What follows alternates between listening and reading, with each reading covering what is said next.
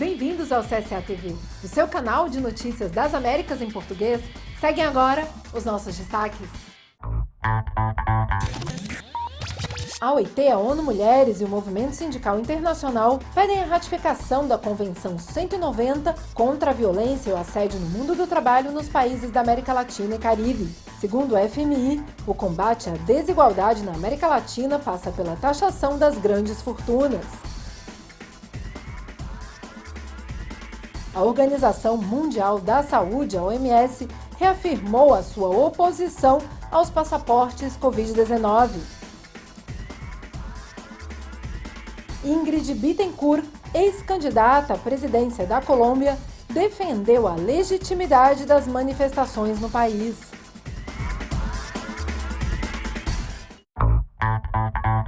A OIT, a ONU Mulheres e o Movimento Sindical Internacional pedem a ratificação da Convenção 190 contra o assédio e a violência no mundo do trabalho. Por meio das suas redes sociais, a ONU Mulheres destacou a importância de que os países da região ratifiquem a Convenção 190 da OIT, pois é a hora de dizer basta à violência e ao assédio no mundo do trabalho. Dos 6 países que ratificaram a Convenção sobre a Violência e Assédio, 2 são do Mercosul. O Parlamento do Mercosul esteve presente na aprovação da Convenção 190 na Conferência do Centenário da OIT, e em junho de 2020, o Uruguai foi o primeiro país do mundo a ratificá-la, seguido da Argentina e de outros países da América do Sul, como o Equador. Maria Noel Baeza, diretora regional da ONU Mulheres, explicou que a Convenção 190 não apenas promove espaços seguros no trabalho, mas também reconhece que a violência doméstica afeta a participação das mulheres no mundo do trabalho. Vinícius Pinheiro, diretor da OIT para a América Latina e Caribe, indicou que a violência e o assédio são inaceitáveis em qualquer lugar e a qualquer momento. E agora, devemos estar mais alertas do que nunca, pois o risco da violência é maior em tempos de crise. O diálogo com os governos e os parlamentos é fundamental para garantir a ratificação da 190 nos demais países da região. E a CEPAL publicou um relatório sobre igualdade de gênero na América Latina e no Caribe. Diferentes violências de gênero têm crescido devido a medidas de confinamento, distanciamento físico e restrições de mobilidade que aumentaram o isolamento das mulheres e de suas redes de apoio e geraram barreiras adicionais no acesso a serviços essenciais. Entre 60% e 76% das mulheres foram vítimas de violência de gênero em diferentes áreas de suas vidas. Em média, 1 a cada 3 mulheres foi vítima ou vivencia violência física, psicológica ou sexual por parte de um agressor que foi ou é o seu parceiro, o que acarreta risco de feminicídio. A CEPAL detectou que em toda a região, apenas 90 medidas foram implementadas para enfrentar a violência contra as mulheres durante a pandemia. Além de insuficientes, algumas medidas são ineficazes, porque tratam principalmente de boas intenções, mas são difíceis de implementar. Por exemplo, as denúncias são dificultadas e o atendimento é demorado e com acesso remoto. A adaptação das autoridades tem sido muito complexa e limita o acesso das vítimas à justiça. E a pandemia aumentou a taxa de desemprego dos jovens de forma histórica. Sobre esse assunto, vamos conversar com Virgílio Almeida, professor de Harvard e da UFMG. De acordo com os dados fornecidos pelo relatório Panorama Laboral da Organização Internacional do Trabalho, a taxa regional de desemprego juvenil durante a pandemia atingiu 23,2%, sendo que cerca de 1 em cada 4 jovens da América Latina e do Caribe que participam do mercado de trabalho está desempregado. A falta de emprego para os jovens entre 15 e 24 anos ficou particularmente exposta durante a crise sanitária provocada pela pandemia. O professor da Universidade de Harvard e da Universidade Federal de Minas Gerais, Virgílio Almeida, falou sobre os desafios desse cenário para as políticas de educação e formação profissional. Se um jovem, por exemplo, estivesse decidindo o seu futuro profissional e te pedisse um conselho sobre qual caminho seguir, qual seria esse conselho, professor Virgílio? Pois é, o conselho é seguir aquilo que te atrai mais, né? Que atrai mais esses jovens, que desperta a vontade de construir uma carreira, né? Agora, para construir essa carreira, é fundamental que se tenha estudo, que se tenha muito estudo. Tá? E é isso que nós precisamos na América Latina, gente muito bem formada. Mas, nesse contexto digital, além de se ter a formação, seja ela na área de engenharia, seja ela na área da medicina, ou da economia, ou de governo, é necessário que tenha uma formação também digital, que saiba trabalhar com as ferramentas que esse mundo digital oferece, que seja preparado para as novas formas de interação. Eu diria que é preciso dar a todos os jovens, independente da profissão, vou usar uma expressão em inglês, né? É um mindset digital, uma cabeça digital, que tenha condições de acompanhar o que está acontecendo, né? Mas o mais importante de tudo é procurar ter uma educação de alto nível, concentrar nos estudos, seja qual for a profissão. Mesmo antes da pandemia, a situação laboral dos jovens já era preocupante. Agora, os indicadores de trabalho dos jovens se deterioram significativamente, agravando barreiras de empregabilidade de curto e de médio prazo, o que exige a formulação e aplicação de políticas de educação e de formação profissional para os jovens e para as futuras gerações. Segundo o FMI, o combate à desigualdade na América Latina passa pela taxação das grandes fortunas. O presidente executivo do Fundo Monetário Internacional para a América Latina, Alejandro Werner, sugere a taxação de grandes fortunas, argumentando que os países latino-americanos não alcançarão o pleno desenvolvimento até que se construa um sistema econômico mais justo. Em particular, Werner apontou que a América Latina pode ser um bom lugar para começar a aplicar impostos sobre a propriedade subutilizados. Werner destacou que um sistema tributário muito mais progressivo é necessário para ter um sistema e uma competitividade econômica muito mais sólida do que é hoje. A América Latina não pode ser a região mais desigual do mundo e passar para a próxima fase de desenvolvimento econômico, enfatizou Werner em entrevista ao Financial Times. Após uma contração de 7% em 2020, o FMI projeta uma recuperação econômica de 4,6% para este ano, e a projeção deverá ser revisada para cima nos próximos meses, principalmente pelo fato de que várias economias conseguiram manter níveis elevados de atividade. E a Organização Mundial da Saúde reafirmou a sua oposição contra os passaportes de Covid-19. A imposição dessa exigência implica uma dupla desigualdade, já que indivíduos de países sem acesso às vacinas teriam dificuldades para se deslocar, afirmou o diretor de emergências de saúde, Mike Ryan. O especialista da OMS deu como exemplo a vacina contra a febre amarela, que é necessária para enfrentar em determinados países onde é endêmica, porque há acesso universal às doses e a preços baixos. Se forem ordenadas restrições à viagem de indivíduos, pelo menos deve-se tentar com algumas condições de igualdade de acesso às vacinas, disse Ryan. O diretor-geral da OMS, Tedros Adhanom, acrescentou que a diferença no acesso às vacinas, principalmente entre países desenvolvidos e em desenvolvimento, fez com que alguns lugares já pudessem abrir suas sociedades, enquanto outros continuam enfrentando graves crises de Covid com um aumento acentuado de casos. O planeta inteiro está cansado de medidas de prevenção. Mas enquanto os cidadãos dos países desenvolvidos já lotam as ruas e restaurantes, no resto do mundo, os confinamentos continuam, lamentou o diretor da OMS. E a Argentina realizou homenagens às vítimas do coronavírus.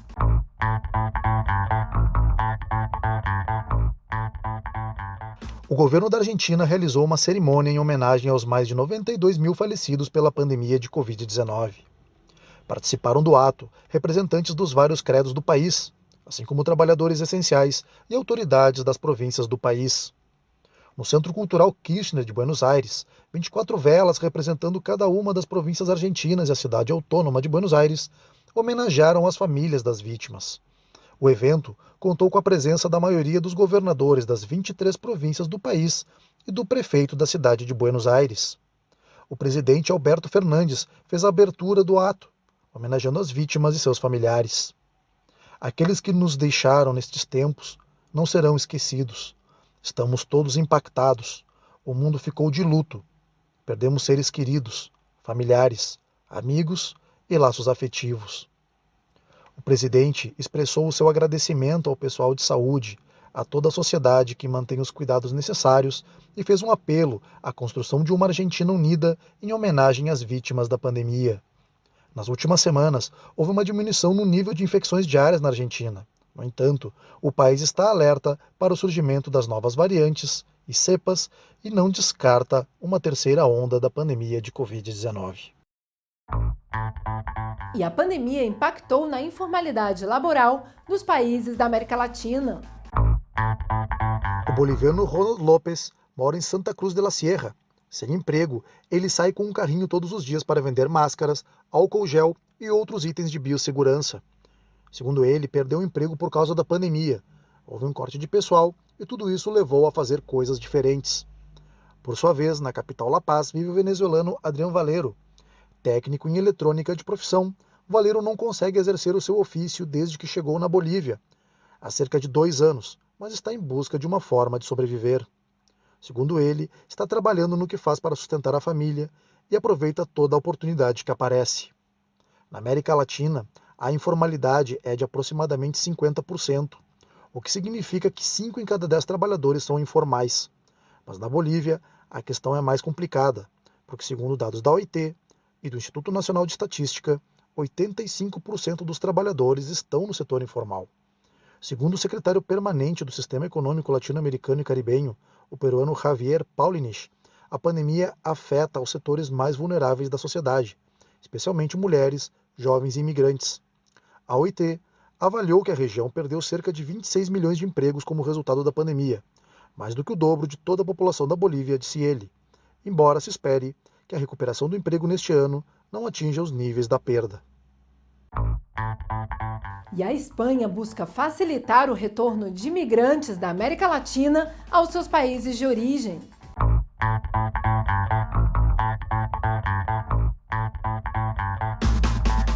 A Associação Ruminhaui atua em Madrid para facilitar o retorno de imigrantes ao Equador. O trabalho da instituição consiste em ajudar aqueles que tentaram sem sucesso uma vida melhor na Espanha. Para o presidente da associação, Vladimir Pascual, o retorno produtivo consiste na ajuda para montar negócios viáveis àqueles que decidem voltar ao seu país de origem. Nesse sentido, são transferidos até 5.000 euros para um projeto produtivo. Vladimir pergunta à imigrante Olga se está difícil conseguir trabalho. A imigrante diz que chegou como turista e com a pandemia não conseguiu oportunidades para se inserir no mercado de trabalho. Desde 2010, a associação se preocupa em realizar um retorno produtivo e não apenas um retorno em que a pessoa volta a ter o mesmo problema de antes de sair do país de origem. Segundo o presidente da associação, é importante que a União Europeia e o governo da Espanha invistam no retorno produtivo, contribuindo para que essa medida seja efetiva, garantindo aos imigrantes um retorno e uma perspectiva de vida. A associação, ao apoiar os imigrantes, realiza um estudo de impacto para que o imigrante não se sinta abandonado ao retornar ao seu país de origem. E no Haiti, centenas de pessoas com deficiência vivem em situação precária numa escola em Porto Príncipe.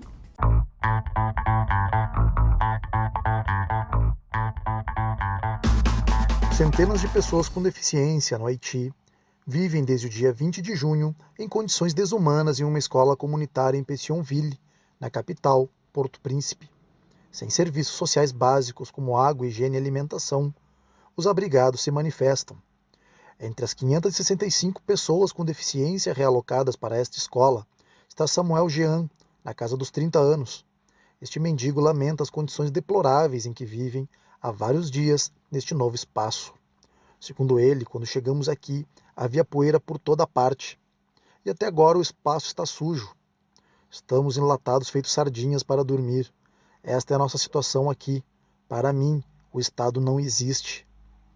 Esta cidade diz que é preciso exigir condições mínimas de dignidade e que se dorme uma em cima das outras aqui. Os abrigados acusam a polícia de realizar uma política de higienização, incendiando de forma criminosa os acampamentos anteriores. Trata-se de uma política que já deixou 2 vítimas fatais e 3 feridos. Estaria por trás das ações uma disputa de territórios entre gangues e policiais corruptos. Ingrid Bittencourt, ex-candidata à presidência da Colômbia, defendeu as manifestações no país.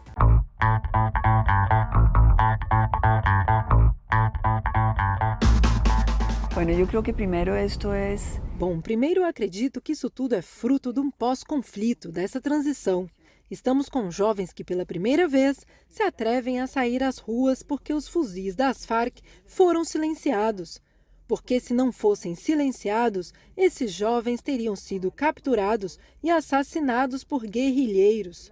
Essa é a realidade. É possível protestar porque há paz. Agora, este protesto social é legítimo, porque durante os 60 anos de guerra que tivemos, o país se preocupou por financiar a guerra, ao invés dos excluídos da prosperidade colombiana. Então, esta é a conjuntura onde há um despertar democrático desta transição, em que nossas instituições não se ajustaram a uma mentalidade de paz. É onde a polícia vê uma quantidade de jovens que se juntam para reclamar e isso para eles é uma guerrilha. Eles não sabem outra coisa, pois foram treinados para enfrentar com armas e com balas a qualquer pessoa que gere desordem. Então, tudo isso são ajustes que devemos fazer. E o STF estendeu a suspeição do juiz Sérgio Moro a todos os processos que envolvem o ex-presidente Luiz Inácio Lula da Silva. Essa e outras notícias no próximo bloco. No Brasil, o STF estendeu a suspeição do ex-juiz Sérgio Moro a todos os processos que envolviam o ex-presidente Luiz Inácio Lula da Silva. Na decisão, o ministro Gilmar Mendes destacou o cenário dominado por marcantes atuações parciais e ilegítimas de Sérgio Moro. Os ministros do Trabalho do G20 acordaram em adotar medidas para garantir salários iguais entre mulheres e homens que realizam as mesmas atividades, assim como combater a precarização das relações de trabalho dos trabalhadores de aplicativos. No Reino Unido, representantes dos setores de viagens e companhias aéreas exigiram do governo medidas urgentes para reativar as atividades do segmento de forma segura. O objetivo dos representantes é minimizar os impactos da pandemia durante a temporada de verão na Europa. E o Brasil entra em estado de alerta pela seca.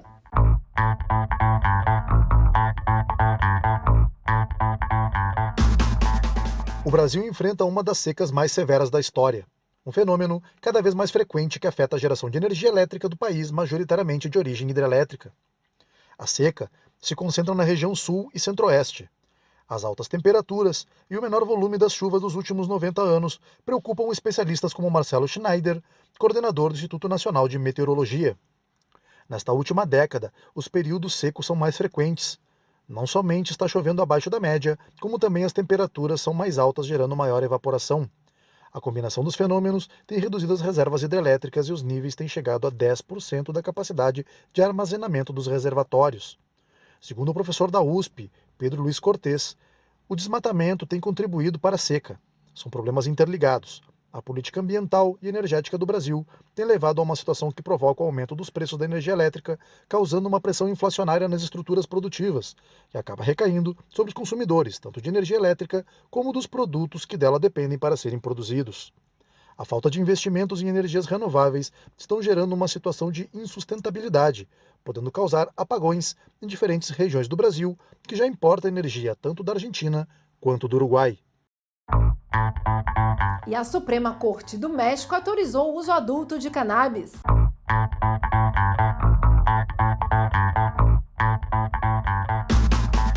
A Suprema Corte de Justiça do México autorizou o uso adulto de cannabis. Ativistas aguardaram ansiosamente a decisão a favor do consumo lúdico, no centro da cidade do México. Os ativistas acamparam e ficaram a poucos metros do prédio onde os magistrados deliberavam sobre a inconstitucionalidade de 5 artigos da Lei Geral de Saúde relativos ao consumo e cultivo sem fins lucrativos da cannabis. Durante o período de espera, os ativistas deram entrevistas sobre a importância da decisão do Poder Judiciário. Estamos praticamente a poucas horas de discutir a declaração de inconstitucionalidade, que foi nossa aposta desde o início, disse Miguel, ativista do coletivo 4/20 do México. Sabíamos que os legisladores não tinham vontade política para fazê-lo, e chegamos a esse ponto. Agora, cabe ao Supremo Tribunal dar essa declaração e liberar a planta depois de 101 anos de proibição. O coletivo La Acampada iniciou seu plantão em fevereiro de 2020. Pepe Rivera, coordenador do Plantão 420, diz que há 5 tipos de cultivo sem lucro e o que eles estão fazendo é um ato de desobediência civil para garantir o direito ao uso, tanto recreativo quanto medicinal da cannabis. Ele ressalta que o objetivo não é econômico nem comercial, e sim de garantir o direito de uso de uma planta da natureza que não provoca mortes por overdose e que é menos nociva do que o uso de álcool e de outras drogas. No México, a decisão pela autorização do uso adulto não permite o consumo em locais públicos e tampouco na presença de crianças. Mais uma vez, assim como ocorre no Brasil, o Poder Judiciário acaba realizando o papel do Poder Legislativo, que, por interesses diversos, não avança no tratamento desses temas como outros países como Uruguai, Canadá e Holanda. E o governo da Costa Rica anunciou ações para a proteção da Ilha de Coco, considerada Patrimônio da Humanidade.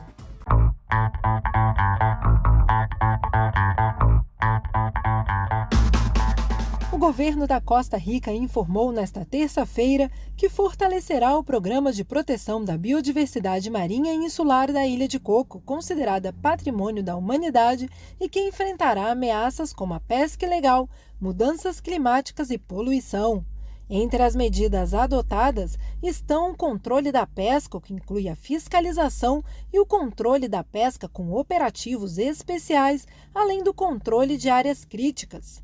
A Ilha de Coco, a 500 quilômetros do litoral da Costa Rica, é considerada Patrimônio da Humanidade desde 1997, tendo em vista a riqueza de biodiversidade que possui, sendo um dos locais com as maiores concentrações de peixes do mundo.